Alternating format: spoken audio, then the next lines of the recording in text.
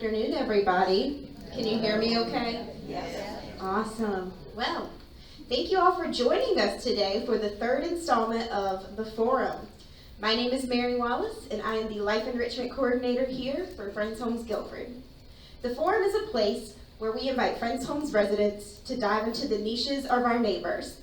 The standing for thoughtful historical experiences, lost my place already, include presentations that allow us to have a better understanding of our neighbors along with their lives and passions. During the forum, we encourage open-mindedness, attentiveness, and the will to learn from others. Okay, I promised myself I wouldn't cry, but I already started crying in the hallway. Over the past month, I have had the honor and the privilege of meeting with today's speakers for, and I forgot to add the totals again, more than 12 and a half hours in preparation for this presentation today. Hearing the stories of Wyn and Claire, regardless of how many times these anecdotes were repeated, never grew boring or redundant. After many hours of preparation, today you will see the final product of twin journeys leading to Greensboro. Claire has been a resident of Friends Homes for 10 years and resides in the second cottage on Arcadia. Since living here at Friends Homes, Claire has become involved in many activities and events. She is the chair of the library committee.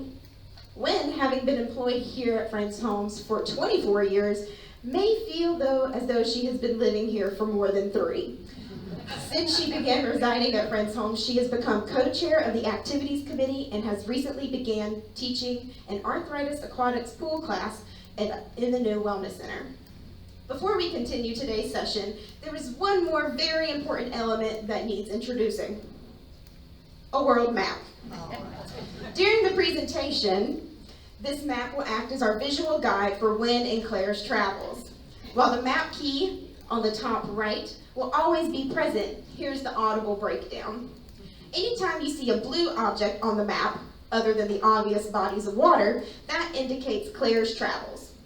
When you see a red element on this map, that indicates Wyn's movements and stops in her journeys. The 4-point stars represent the birthplaces of our speakers today. Lastly, we ask that any questions wait to the end of the presentation, as I will have a microphone roaming around so that all can hear your questions. We also invite everyone to stop by the memorabilia table in the back that includes photo albums of Wyn and Claire's travel and lives. Now that everyone and everything has been introduced, please help me in welcoming Wyn Hrdlicka and Claire Koster to the forum.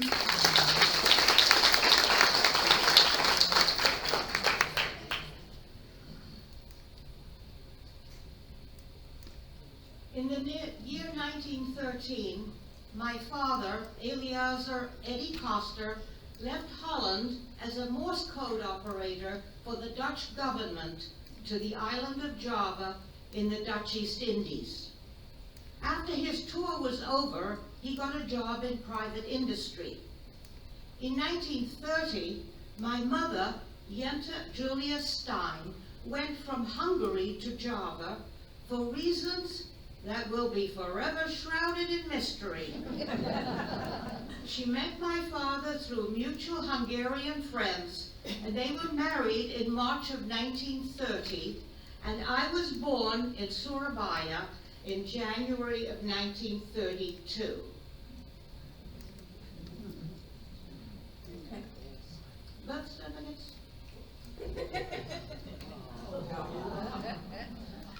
On the left, you will see 2 of my birth certificates. One is in Malay and one is in Dutch. I'm sure I had an English one around, but I just haven't been able to find it. And the other picture is of me as a baby with my babu. Wyn? My father, Matthew Sanderson Urquhart, was born in Greensboro, Scotland in 1908. He became an engineer, but he could not find work in Scotland, so he applied to a company called Malayan Tin Dredging. At that time, Malaya was a colony. He was hired by the company, and the company required a 3-year contract, which would be followed by a 6-month leave. So in 1930, my father emigrated to Malaya. At the end of his first 3 years, he returned to Scotland, and in 1934 he married my mother, Martha Hrdlicka, who had been his high school sweetheart. They then returned to Malaya, and I was born in Batagaja, Malaya in 1938. And the picture at the my birth certificate is on the right. It's tissue paper with Malayan wording down the side and English in the middle. The upper picture is my mother and I, and the lower picture is my ama with me. Claire? In 1934, it was decided that we should go on vacation back to Europe. My father had not been back since 1913. We left Surabaya for Singapore on the ship New Holland and went via Batavia, which is now Jakarta. Then we left Singapore for Venice on the Canto Rosso, with stops at Colombo, which is now Sri Lanka, Bombay, which is now Mumbai, Suez, Port Said, and Trieste. Then we went by train to Milan, and then by train to Amsterdam. The duration of the trip, about 25 days.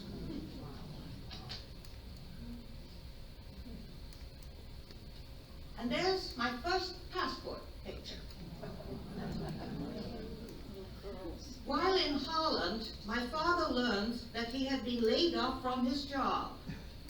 But his brother, meanwhile, who lived in Singapore, was offered the possibility of representation to the Dutch Philips radio concern.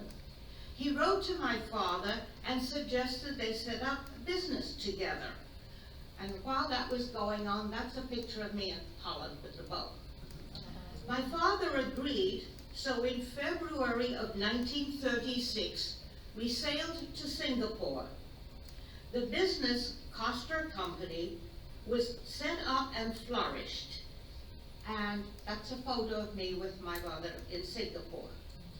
With World War II threatening to close in on us, in 1940, it was decided to ship everything to Australia, sell the business, and sit out the war. My aunt and uncle went on ahead, and my mother took me to Perth and put me in boarding school. And there I am in full uniform. Wyn? In 1940, my father's 3-year contract was up again, and they should have returned to Scotland for the 6-month leave. However, the German war had started, so my parents made the decision to visit my mother's aunt, who had emigrated to New Zealand after the loss of her husband in World War I. She had then married a New Zealand sheep farmer and lived in Waipakarau in the North Island of New Zealand.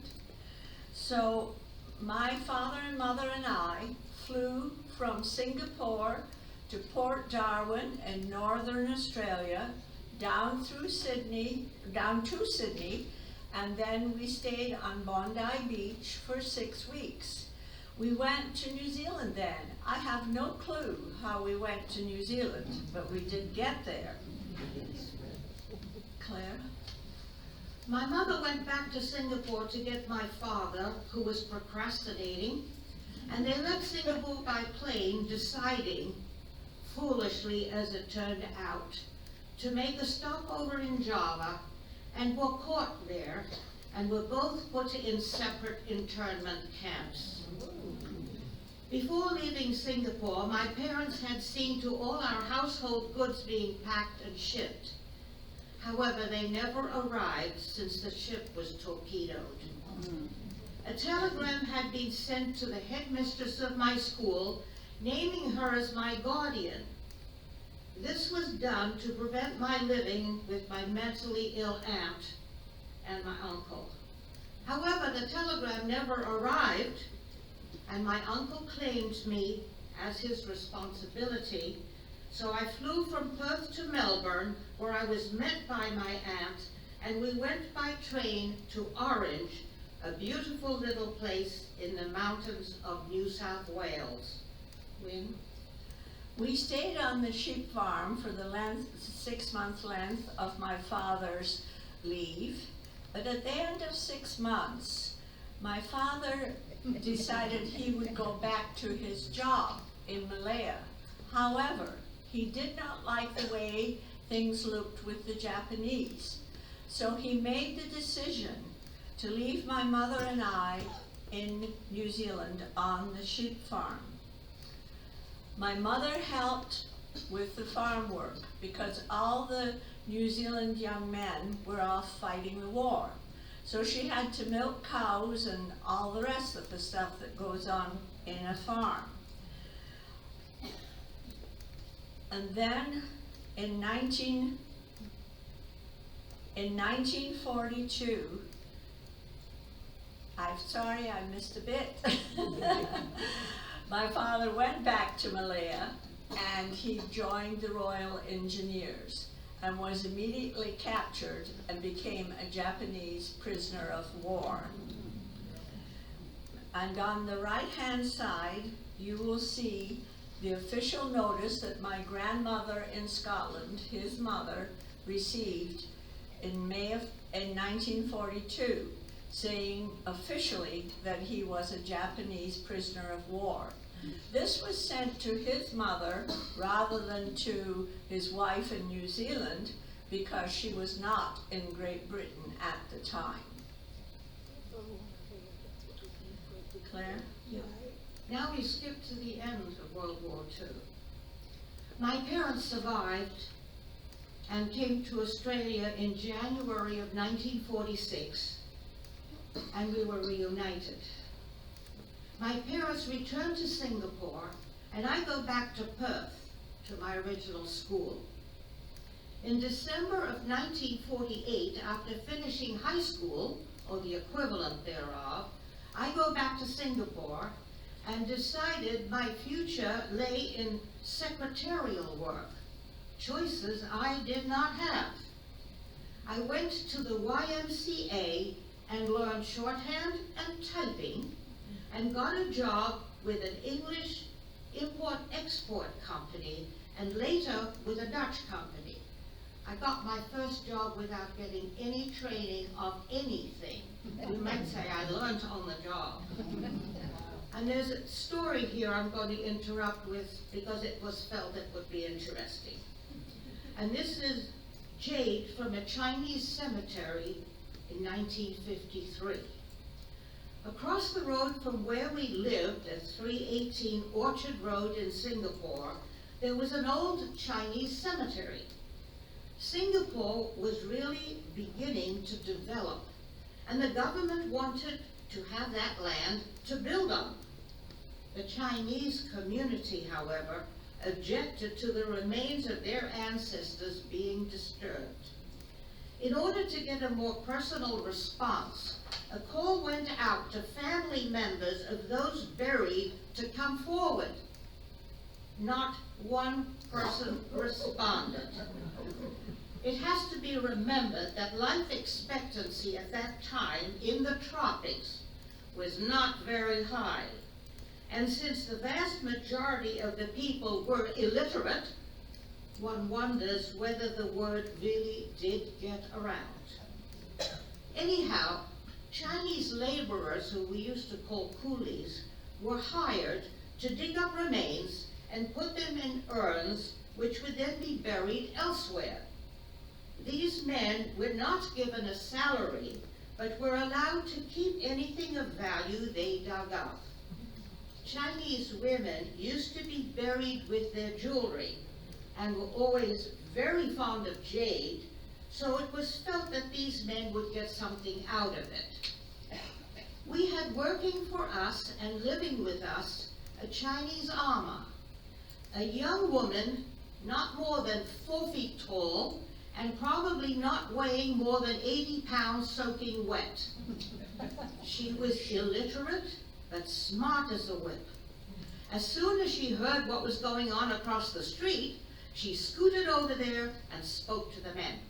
She wanted to be the first to buy some jade items, and I am sure she'd assured them that she would give them a fair price. I have the feeling that she was probably much smarter than any of them. It then happened that one of the men dug up a whole unbroken jade bracelet and a broken one. Alma bought these for a song, so she told my mother, and took them to a jeweler. The whole one she kept for herself. The one from the broken one, she had a pendant set in 18-karat gold, which I am wearing, made for me since I was celebrating my 21st birthday, which was a big deal over there at that time. That's Alma on the right, and if you look carefully, you'll see on her left arm, she is wearing a bracelet. And that's me in my finery, because that's the way we dressed at that time. My uncle died in Sorry, Wyn. Okay. When I was 5.5 years old, not having heard anything about my father for several years, not knowing whether he was alive or dead, my mother decided to go home to Scotland, to where all her relatives lived, including her parents, who were elderly. We tried to sail 3 times from Auckland. The first 2 times we could not go out in the Pacific because the Japanese subs were sailing close by. But on the 3rd attempt, we sailed. There were 30 women and children on that boat, called the Empire Grace, and the rest were New Zealand troops. We sailed across the Pacific, through the Panama Canal, up through the Atlantic, landing in Liverpool, England. Remember, this was May of 1944. We took the train to Scotland, and my mother and I then lived with my grandparents. Claire? My uncle died in 1953. My father retired, sold the business, and we went back to Holland. I continued being his secretary and got a job with the International Division of Minneapolis Honeywell Regulator Company, as Honeywell was called then. It was not the conglomerate we know today. My American boss went back to the States, and I gave him a picture of me to take back to show what a Dutch secretary looks like. Wyn? My mother received an aerogram from my father. He was alive. He had survived, and he was released to Australia. And this is the aerogram, which I still have in my possession. He was released to Australia, as I said, and he returned to Scotland. This was in September of 1945. In June of 1946, he was offered the job of manager of the tin mine by Malayan tin dredging. They dredged tin out of the rivers in Malaya. So in June of 1946, he returned to his job in Malaya. My mother followed in February of 1947. However, I was left in Scotland to continue my education, as there were no schools in Malaya at that time. In 1948, on the way back to his job at the mine, my father was killed by the communist terrorists during the insurgency in Malaya. My mother returned to Scotland January 1st, 1949. Claire? I decided I would like to go to the US and see what it was like. Honeywell was willing to sponsor me, and I came over under the title of Industrial Trainee for Office Management. This was in February of 1957 and was to have been for 2 years, but fate had other plans. I met this cousin, and 8 months later, we got married in October 1957. Okay. Wyn? All right. I continued my education in Scotland, and in the end, I trained as a nursery nurse. I sat for the Royal Society of Health's certification for nursery nurses, and to my surprise, I passed. And then I decided I wanted to travel, but there was one problem. I had no proof of my birth to gain a United Kingdom passport. So my mother wrote to my father's former firm, and here is a letter from Malaya Dredging, which I also still have in my possession, that shows that my father was employed by them in 1938, and at that time he had a daughter. This allowed me to travel to, wait a minute, so as I could travel to the United States. I came to the United States in January of 1958, and I worked at the Cleveland Christian Home for Children. There I met T.H.E, and Dorothy introduced me to her son Jim, and we were married in July of 1959. Claire? I kept working at Honeywell until my first child, Lloyd, was born in 1961. I was a stay-at-home mom, which was very usual for that time, as probably many of you remember.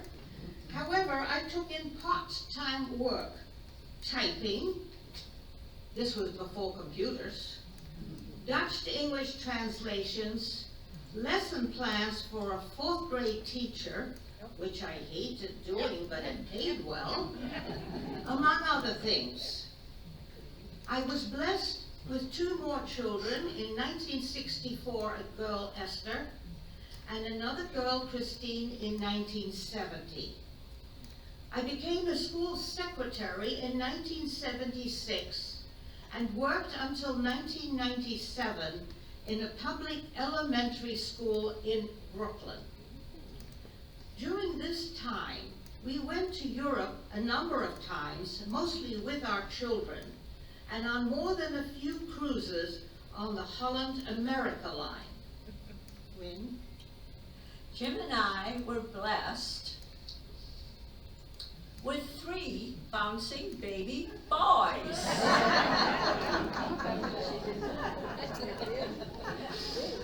I was a stay-at-home mom until my youngest son, Jeffrey, went to school. Then I taught preschool and various daycares in the Cleveland area. We continued to live in Cleveland, and Jim at that time earned his business degree from Cleveland State University. And then in 1980, we were transferred to Greensboro.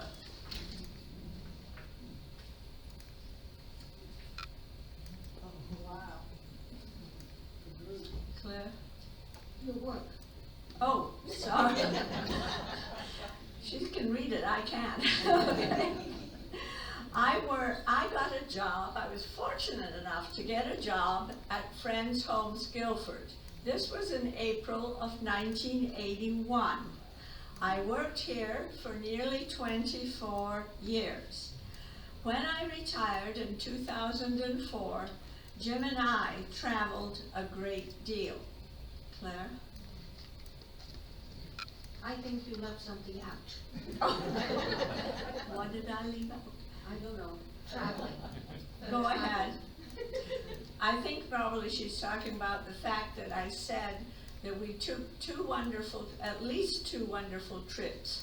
One in 2005 was a camping trip across the United States.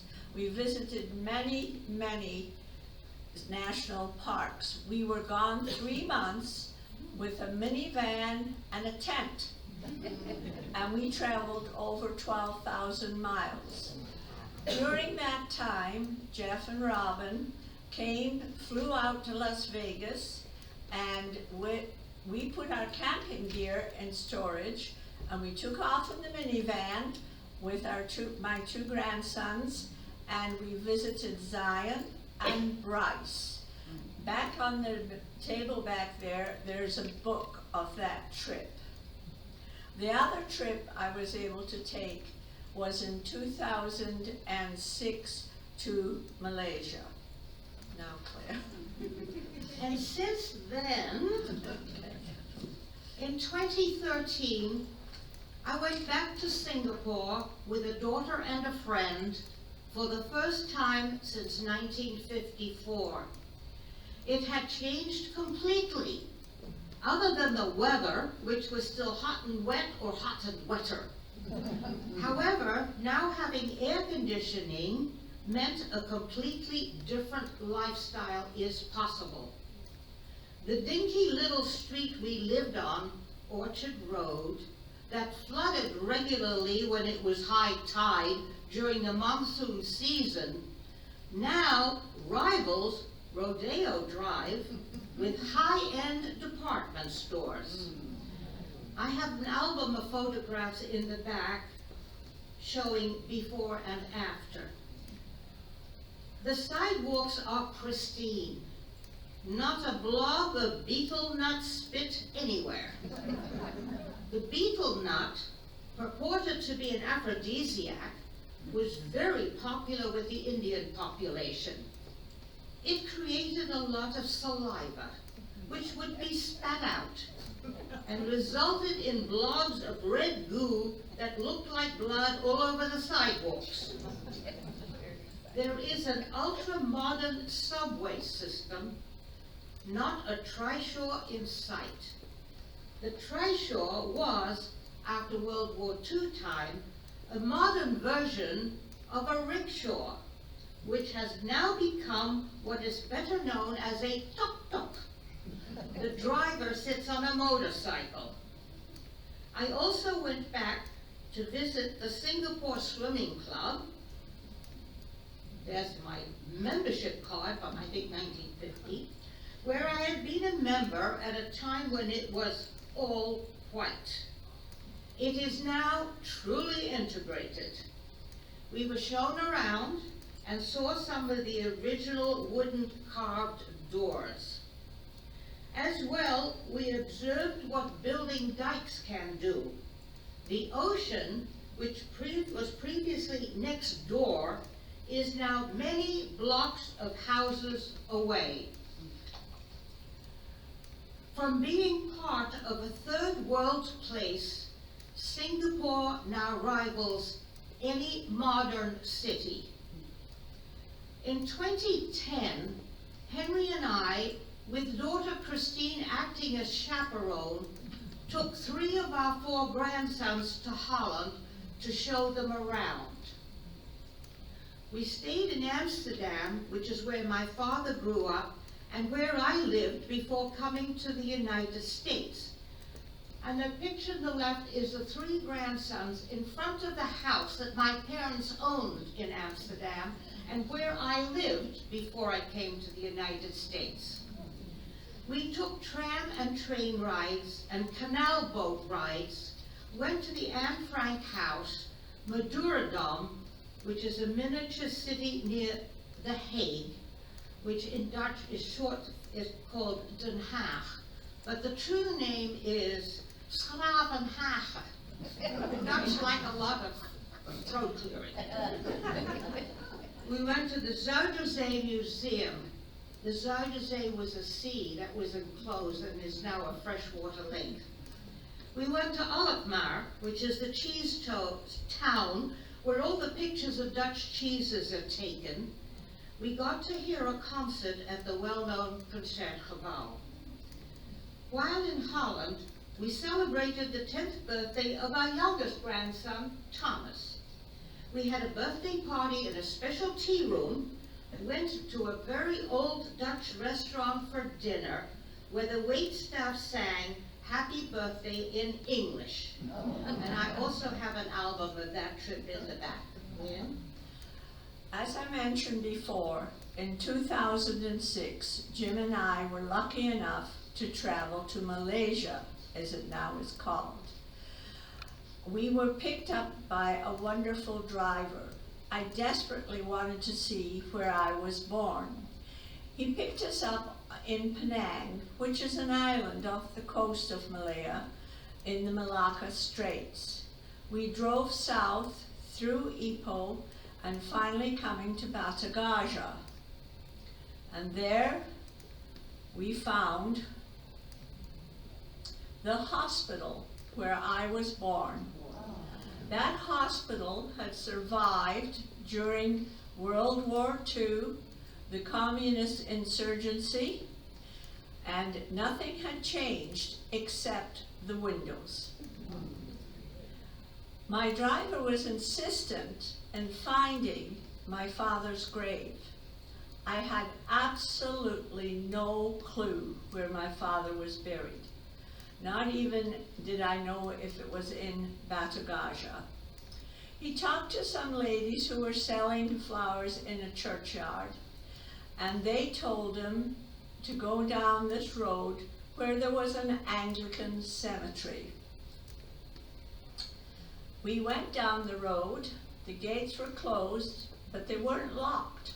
So we opened those gates, and when we opened those gates, there was this very large memorial that said it had been given in honor of those who had fallen in the communist insurgency, which ran from 1948 to 1960. It listed the civilians, it listed the tea planters, the rubber planters, and then the miners. And lo and behold, there was my father's name.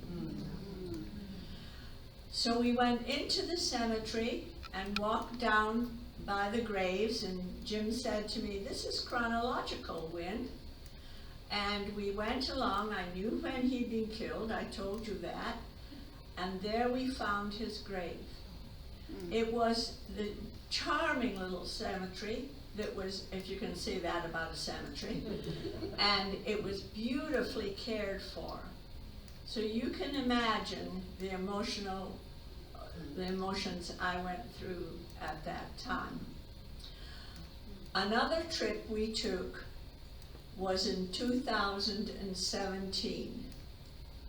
I took this with my good friends, Margaret and Fran Young. I was able to travel to New Zealand, and we were looking for the area that I had lived in during World War II, and we found it near Waipakarau. The sheep farm was no longer standing, but I knew where the area was, and I was able to see where I had lived during World War II. So here Wyn and I are, living in Friendshosen, Greensboro, North Carolina. We both have much to be grateful for, and lots of memories, both happy and sad. We each have 3 children who give us a lot of love and support. At this point, we're going to attempt to answer any questions you may have. And if you raise your hand, I can bring the microphone to you if you have a question. Nobody's brave enough. Oh, I see one. I'm coming, I promise.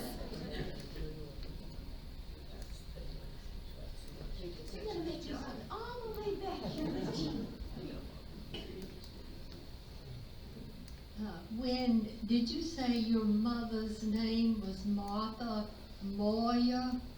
Yes, M-O-I-R. That's my grandmother's. They're from Scotland. Oh my goodness. Maybe we're related. Yes, it was Martha Moyer. Check that out.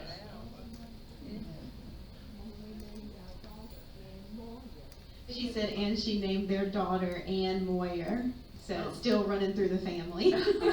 Well, it's not running through my family. I think everyone is overwhelmed. Pardon? It was just All right, any questions? Going once, going twice. At least if you ask it now, you'll have witnesses for whatever happens. Awesome. Well, thank you all so much for being here and being a part of this. We appreciate it. I'm about to turn on the lights, so prepare your eyes. So thank you again. Before Mary turns on the lights, I hope you can all hear me. But Claire and I cannot say enough. We can't thank Mary enough. This girl has put in hours. Need the mic. Oh, I'm sorry.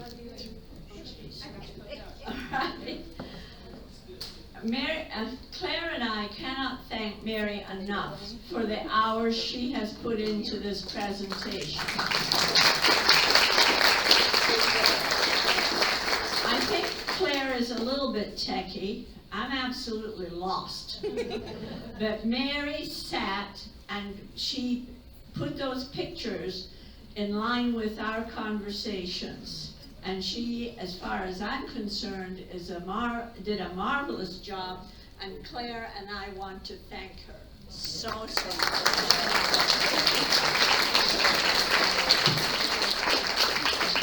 Thank you, ladies, so much. Again, I'm going to turn on the light right after I give Miss Claire a hug, if that's okay.